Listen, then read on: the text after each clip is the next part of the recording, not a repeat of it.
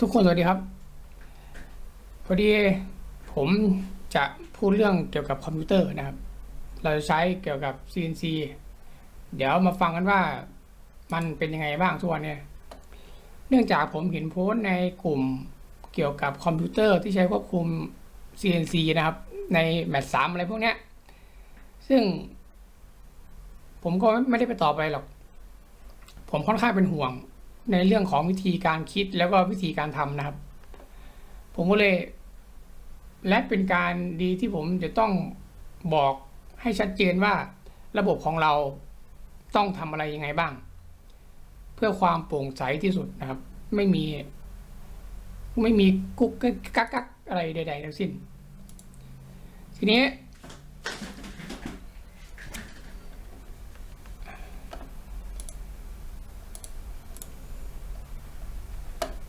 จะให้ดูก่อนมาเริ่มหน้าจอผมบันทึกหน้าจอไว้นะครับผมได้บันทึกหน้าจอเครื่อง CNC ของผมที่ผมออนไลน์ไว้เนี่ยก่อนที่ผมจะรีสตาร์ทเครื่องนะครับเห็นไหมผมเปิดไปที่4 วัน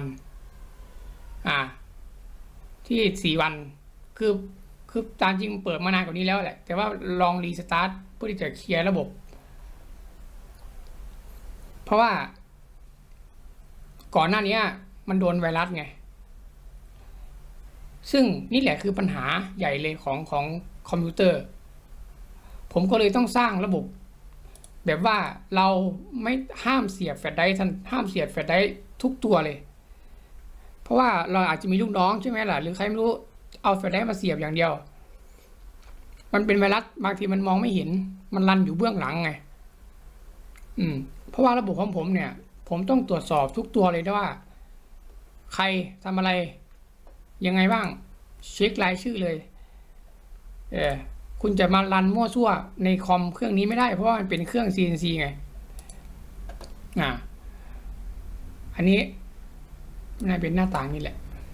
เห็นไหมหน้าต่างนี้นะ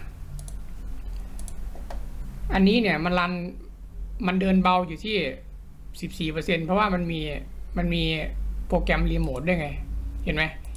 อุลตร้าวิวเวอร์เนี่ยถ้ามันไม่มีตรงนี้มันก็จะเหลือประมาณ 5% 2% 3%ทีนี้อัตราเดินเบาเปอร์เซ็นต์ของ CPU เนี่ยมันก็เหมือนสมองถ้ามันแบบกำลังคำนวณอันนี้อยู่แล้วถูกขัดจังหวะอย่างเงี้ยเห็นไหมล่ะมันก็เพี้ยนสิ่งที่คนทั่วไปไม่สามารถจะทำได้ก็คือเกี่ยวกับคุณต้องควบคุมคอมพิวเตอร์ให้มันเต็มแบบคุณต้องรู้จักมัน 100% ด้วยซ้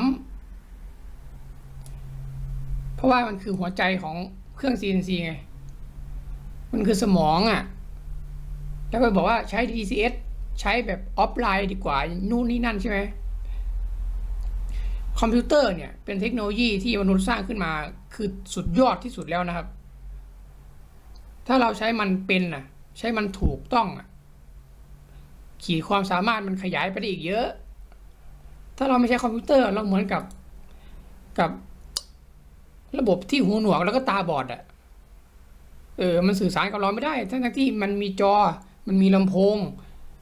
มันสื่อสารกับเราได้ไม่ต้องเป็นรอฟังเสียงติดติดตูดตูดหรือเปิดคู่มือหนาเป็นเท่าก้อนอิฐอะไรเงี้ยมันควรเป็นอีกแบบหนึ่งไปได้แล้วไงแล้วผมอยากจะบอกว่านี่วิดีโอนี้ผมจะให้ดูว่าคอมพิวเตอร์เนี่ยถ้าเราทำให้มันดีๆวางระบบดีๆผมเขียนกฎเหล็กก็เลยว่าถึงคุณจะเสียบแฟลชไดรฟ์คุณก็จะทำอะไรไม่ได้เหมือนเดิมเพราะว่าผมตั้งให้มันไม่อ่านแฟลชไดรฟ์เลยเสียบเข้าไปคือไม่มีผลอะไรเลยเป็นเรื่องของความปลอดภัยว่าใครจะมาเสียบมั่วซั่วไม่ได้เพราะว่าผมว่ามีศัตรูเยอะไงเผื่อมันเอาแฟลชไดรฟ์มาเสียบอะไรเงี้ย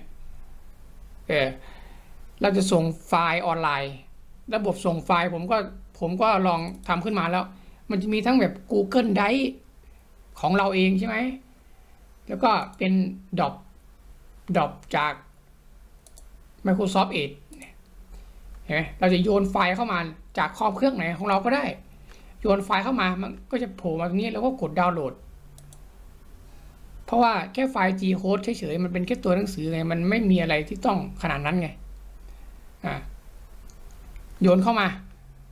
โหลดมาตรงนี้มันปลอดภัยกว่าที่จะต้องเอาแฟลชไดรฟ์เสียบไปเสียบมานะครับนั่นแหละผมหลอนในทุกวันนี้ผมฟอร์แมตทั้งหมดเลยเพราะว่าผมได้ลงโปรแกรมเถื่อนโปรแกรมพวกแคคอะไรเงี้ยแล้วมันมีของแถมมาด้วยมันทำให้ CPU ผมวิ่งไปแบบมันจะไม่นิ่งขนาดนี้มันจะวิ่งแบบวิ่งขึ้นวิ่งลงคือแบบมันควบคุมอะไรไม่ได้เลยด้วยซ้ำมันปิดระบบของผมไปเลยผมเปิดดูหน้าต่างนี้ก็ไม่ได้เลยอ่ะคือมันแบบมันบล็อกไว้เลยอ่ะผมก็เลยโอเคต่อไปนี้เราจะเล่นแบบขาวสะอาดที่สุดเลยซอฟต์แวร์ที่เราลงให้เนี่ยจะเป็นแบบ Open Source นะครับอย่าง Inkscape FreeCAD เป็นเครื่องมือพื้นฐานที่เราจะใช้งานแก้ไขหรือดูงานดูทำอะไรได้ทั้งหมดเลย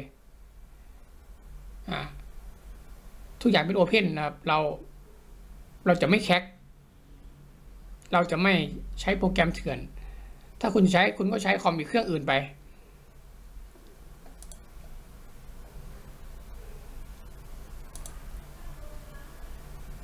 ส่วนเรื่องโอเค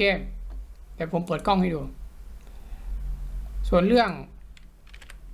ของตำแหน่งโฮมใช่ไหมตำแหน่งโฮมผมไปเห็นกระทู้หนึ่งในกลุ่มว่าต้องการเบรกใส่แกน Z ใช่ไหมก็เลยเห็นว่าเรื่องนี้มันมีเหตุผลนะคุณรู้ไหมว่าถ้าคุณเคยใช้เครื่องเลเซอร์นะเวลาคุณเปิดเครื่องปุ๊บเนี่ยมันจะวิ่งกลับไปรีเซ็ตที่ตำแหน่งโฮมใช่ไหมเพราะว่าอะไรเพราะว่ามันต้องเคลียร์สัญญาณเพราะว่าการเปิดไว้แล้วไม่ทำอะไรเลยเนี่ยมันทำให้เกิดการรบกวนแบบสัญญาณเข้ามาโน่นนี่นั่นบ้างไงมันทำให้ผิดพลาดได้ทีนี้ก่อนเราใช้งานเนี่ยเราก็กดกลับโฮมก่อนก็ได้แล้วค่อยเริ่มวัดใหม่อย่างเงี้ยยังปิดเครื่องเสร็จแล้วใช่ไหมตอนปิดเครื่องเนี่ยแน่นอนมันจะมีจังหวะกระตุกจังหวะกระชากแกน Z ตกบ้างแกนนั่นแกนนี้กระชากบ้างเห็นไหมล่ะมันมีจังหวะที่มันเคลื่อนไปแล้วไม่ใช่แบบปิดแล้วก็จะเอาไว้ที่เดิมเลยอย่างเงี้ยแล้วก็มาตัดที่เดิมเลยเนี่ยมันก็ไม่ใช่ตามหลักแล้วเนี่ยมันควรจะเป็นแบบว่าเปิดแล้วก็มารีเซ็ตใหม่แล้วก็ป้อนค่าตำแหน่งที่เราจดไว้อย่างเงี้ยแบบนี้จะชัวร์กว่าเยอะระบบของผมเนี่ยพอเราเปิดซอฟต์แวร์ปุ๊บมันจะทำการรีเซ็ตตัวเองนะครับ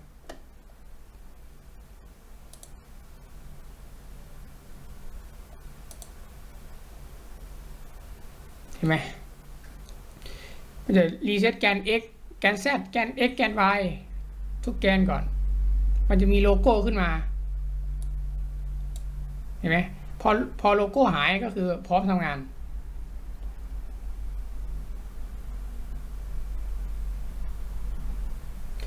เราได้ทดสอบทั้งเรื่องกล้องว่าโอเคปัญหาของเรื่องกล้องเนี่ย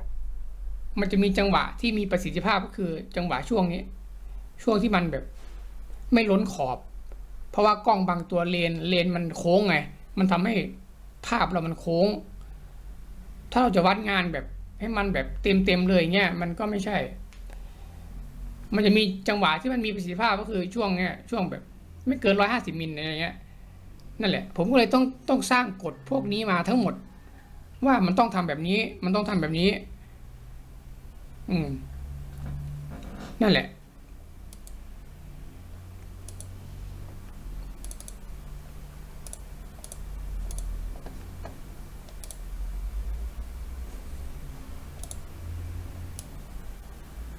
เดี๋ยวไป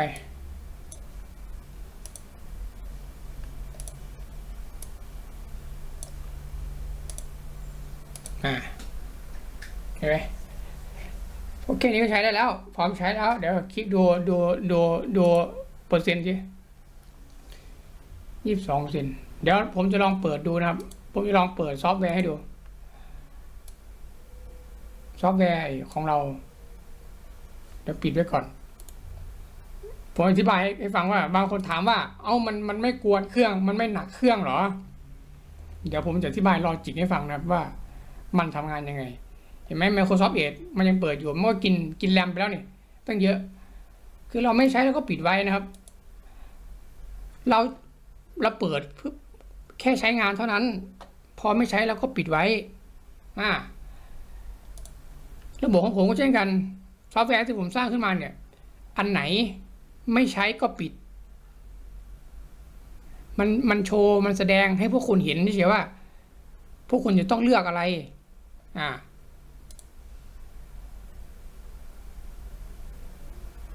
เห็นไหมแค่จังหวะเปิดเฉยๆพอเปิดขึ้นมาแล้วตอนจังหวะเปิดเราไม่ได้ทำงานไงจังหวะที่มันเปิดซอฟต์แวร์เนี่ยเครื่องมันหยุดอยู่แล้วมันก็ยังไม่ทำอะไร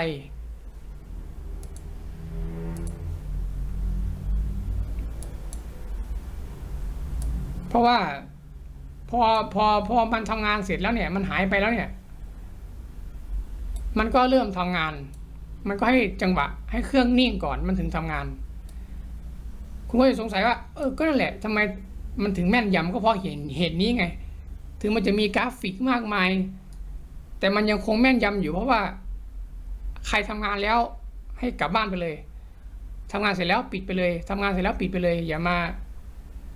นั่งดูอะไรเงี้ย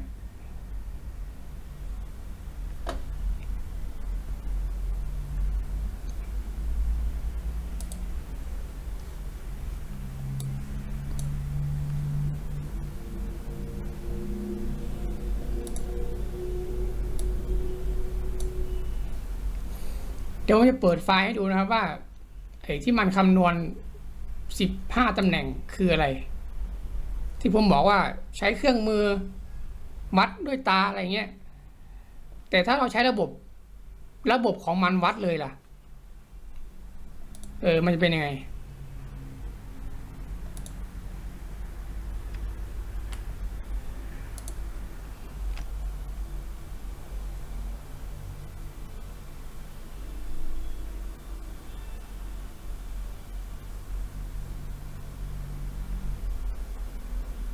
โอ้โหล้นจอปะจอไม่น้อยเกินเห็นไหมคือ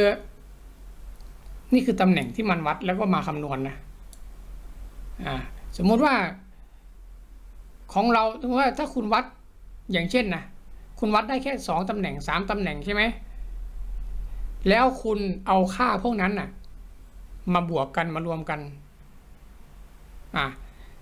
คุณแสดงว่าคุณได้ปัดเศษไปแล้วเนี่ยคุณได้ปัดเศษไปแล้วแล้วก็มาคำนวณกันอย่างเช่นมีตัวแปรประมาณ3ตัว3ตัวแปรคุณปัดเศษไปแล้วเนี่ยคุณปัดไปแล้วคุณได้แค่2ตำแหน่งเห็นไหมโอกาสที่มันจะคาดเคลื่อนเนี่ยใครเป็นคนคาดเคลื่อนครับมนุษย์นะครับเป็นคนทำให้มันคาดเคลื่อนเนี่ยถ้าเราใช้ซอฟต์แวร์คำนวณเลยล่ะ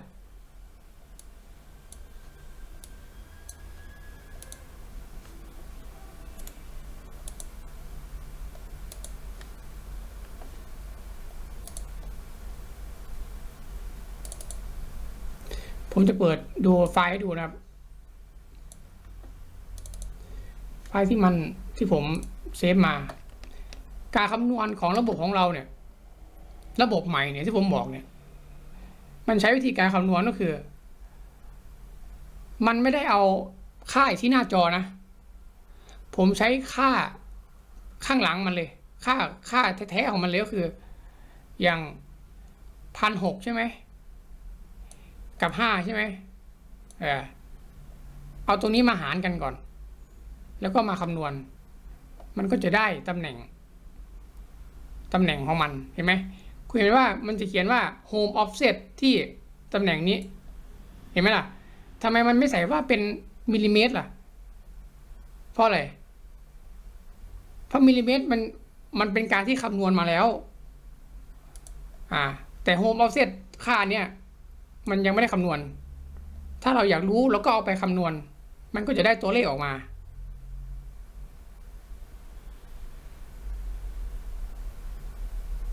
เห็นไหมทุกอย่างมันเป็นค่าดิบๆที่ไม่ได้ผ่านการแบบไม่ได้ผ่านการปัดเศษเลยนะเห็นไหมค่าองศาเนี่ย15ตำแหน่งนี่คือระดับที่สมองของคอมพิวเตอร์คำนวณได้นะครับคุณอาจจะเห็นว่าหน้าจอมันขึ้นแค่2ตำแหน่งใช่ในช่วงแรกในเวอร์ชันแรกผมเอาค่าที่หน้าจอแต่ทีนี้ผมเลยถ้าจะไปให้ไกลกว่านี้ล่ะเราต้องมีตัวเลขให้ลูกค้าเห็นกับตาว่าเราทำอะไรยังไง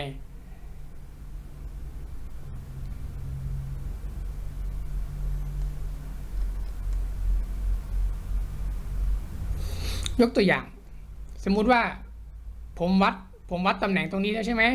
1อย่างเช่นนะเราจะรู้ได้ไงว่าแกน Z ของเรามันเอียงหรือเปล่า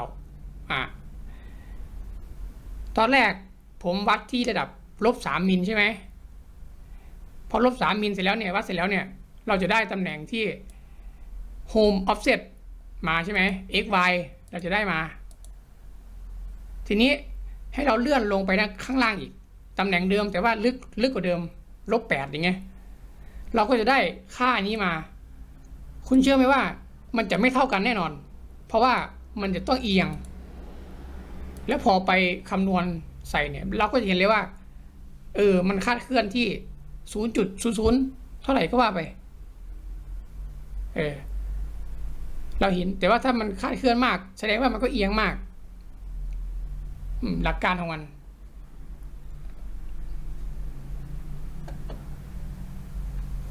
ผมได้เขียนสูตรไว้หมดแล้ว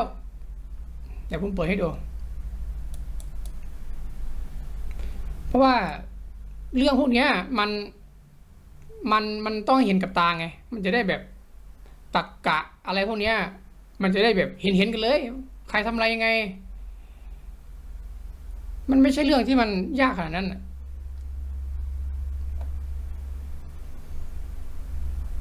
ผมเขียนไว้เยอะด้วยสิผมก็ลืมหมดแล้วนี่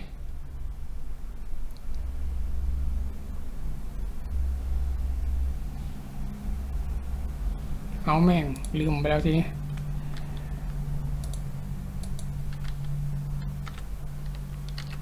ปิยวัฒน์คอ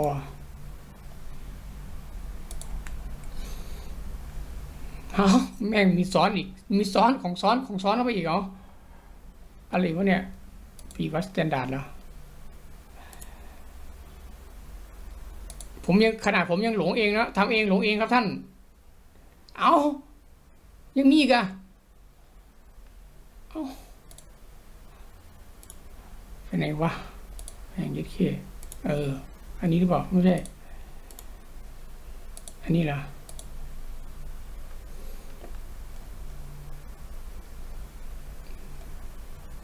โอเค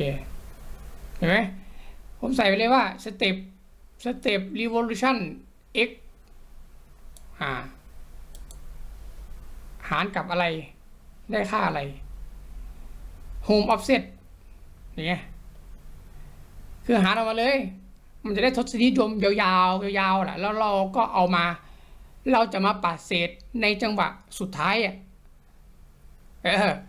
ในค่าสุดท้ายเราจะปัดตรงค่านั้นคุณก็จะเห็นว่ามาปัดตรงนี้มันยังแม่นยำกว่าไปปัดมา10 ค่าแล้วก็มาบวกกันนี่เป็นหลักการของเราที่เราทำในระบบใหม่นะครับโอเคขอบคุณมากแค่นี้แหละผมให้ดูแค่นี้พอถ้ามีข้ออะไรสงสัยก็สอบถามก็ได้นะครับ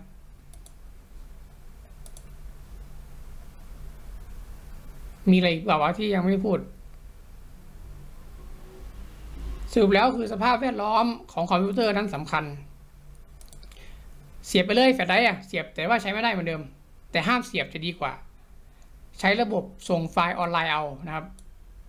แต่ละเครื่องของใครของมันอยู่แล้วเจ้าของคุณจะลงทะเบียนคุณจะ ผูกไว้กับซอฟต์แวร์ของเราเลยก็ได้ว่ากดปุ่มนี้แล้วไปเปิด Google Drive โฟลเดอร์นี้นะอย่างเงี้ยคลังไฟล์เห็นไหมคลังไฟล์เปิดเข้าไปเนี่ยเห็นไหมโหลดลงเลยเห็นไหมมีอะไรบ้างไฟล์อะไรบ้างไฟล์ DFX ไฟล์รูปไฟล์งาน 3D DFX อะไรเงี้ยเห็นไหมก็โหลดตรงนี้เลยเอาไปใช้เลยแค่นั้นแหละเร็วไหมล่ะมีอะไรอีกหมดแล้ว